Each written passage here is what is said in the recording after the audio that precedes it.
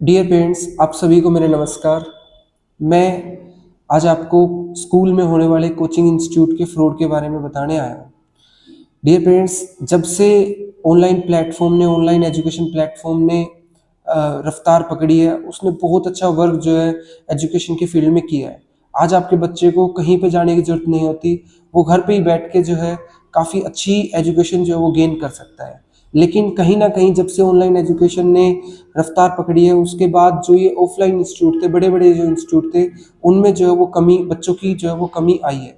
उस कमी को पूरा करने के लिए ये लोग जो है वो स्कूल के साथ अब टाई अप करना शुरू किए हैं, ताकि शुरू से ही बच्चों के ऊपर इनकी पकड़ हो सके और इनका नाम जो है वो बच्चों के अंदर फैल सके। तो ये क्या करते हैं, 8th क्लास में ही बच्चों को फाउंडेशन कोर्सेज के नाम पे बच्चों को अपनी तरफ इन्फ्लुएंस करने का काम जो है वो करते हैं। ये हर एक बच्चे को अपने कोर्सेज में इन्वॉल्व करने का काम करते हैं, चाहे उस बच्चे को आगे चल के साइंस लेनी हो या नहीं लेनी हो। लेकिन ये फाउंडेशन के नाम पे सब बच्चों को अपनी तरफ जो है वो इन्फ्लुएंस करने का काम करते हैं।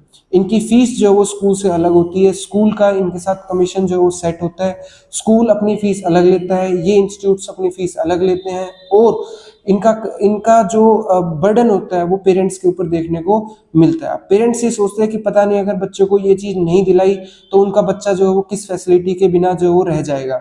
तो इसलिए वो अपने बच्चे को किसी से पीछे नहीं रखने के लिए उस बच्चे को अगर उसका मन भी नहीं होता है तब भी उसको जो है ये कोर्स दिलाने का काम करते हैं। कहीं ना कहीं हम लोग भी जो है वो इसमें बराबर के हिस्सेदार हैं। हम लोग अपने बच्चे से नहीं पूछते कि उसे उसका उसकी उसकी कैपेबिलिटी कितनी है, उसका उसका इंटरेस्ट किस चीज में है। अब ये जरूरी तो नहीं है कि 10th के बाद हर बच्चा जो है साइंस ऑप्ट करे, और ये टाइम था कि साइंस ही एकमात्र सोर्स है, वो अब बीत चुका है। अब सब समझ चुके हैं कि आर्ट्स अगर आप ऑप्ट करते हो या कॉमर्स अगर आप ऑप्ट करते हो तो उसमें भी अगर आप अच्छे से मेहनत करते हो तो कैरियर इन फील्ड के अंदर भी जो है वो काफी अच्छा है।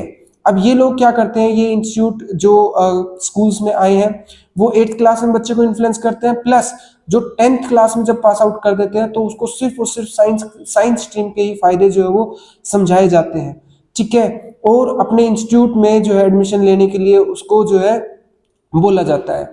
अब होता क्या है कि पहले बच्चा क्या करता था, पहले अगर बच्चे के अंदर कैपेबिलिटी होती थी तभी पेरेंट्स जो उसके ऊपर पैसे लगाते थे और उसको बाहर पढ़ने के लिए भेजते थे।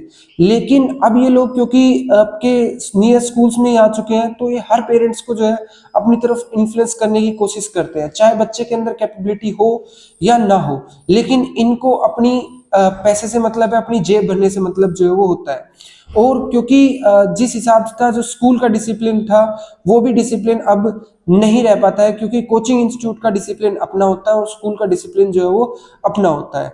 सो कहीं ना कहीं बच्चे का जो लेवल है वो डाउन साइड जाता है और पेरेंट्स के जो पैसे हैं वो आपके खराब किए जाते हैं। अगर मैं बात करूं इनके लेक्चर्स की तो ये लोग ये बोलते हैं कि हमारी बाहर से फैकल्टी आएगी, बाहर से फैकल्टी आएगी। फैकल्टी आती है नो डाउट, लेकिन अगर मान लो 3 सब्जेक्ट का इनकी प्रोमिस है कि भाई फिजिक्स केमिस्ट्री मैथ इनको कराना है, तो ये सिर्फ और सिर्फ एक दिन में 2 ही सब्जेक्ट जो वो करवाते हैं, बाकी फिर नेक्स्ट डे पे 2 सब्जेक्ट कराते हैं। इस हिसाब से ये लोग हर सब्जेक्ट को 2 दिन देते हैं, फिर 1 दिन का गैप देते हैं, और 6 डेज वर्किंग की बजाय इनका 5 डेज ही जो है वो वर्किंग होता है, जिसकी वजह से बच्चे के अंदर काफी गैप आता है और उसका कहीं ना कहीं लेवल जो है वो डाउन साइड गिर जाता है। ये मेरी अपनी राय थी। अगर आपको ये राय सही लगी हो तो इस वीडियो को लाइक कीजिएगा और शेयर कीजिएगा उन पेरेंट्स को भी जिनको ये लगता है कि हाँ भाई कहीं ना कहीं हमारे बच्चे के साथ गलत हुआ है। आप लोगों का बहुत बहुत